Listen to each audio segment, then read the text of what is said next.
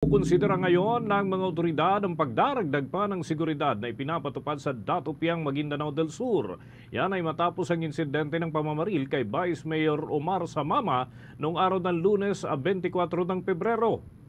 Matatandaan mga kabombo na una nang iniulat ng ating mga himpilan sa bahagi ng bomb radyo area dyan sa Mindanao ay ito si Vice Mayor Samama ay binaril at nasugatan habang nagbibigay ng kanyang talumpati kasabay ng isinasagawang relief operation sa kanilang komunidad.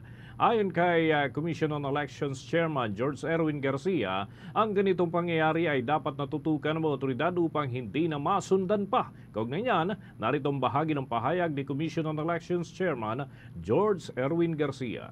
Lulungkot po ang inyong Commission on Elections. Kahit pa sabihin nila ano man ang rason, basta ang involved ay isang opisyal ng pamahalaan at na tumatakbo pa, that's election-related. No ifs and buts. Na election-related dyan, we are treating that as an election-related violence.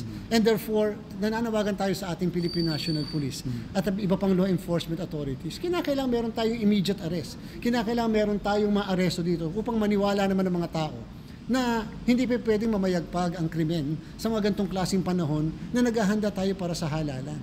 And the COMELEC will do everything within our powers to ensure that justice will be served.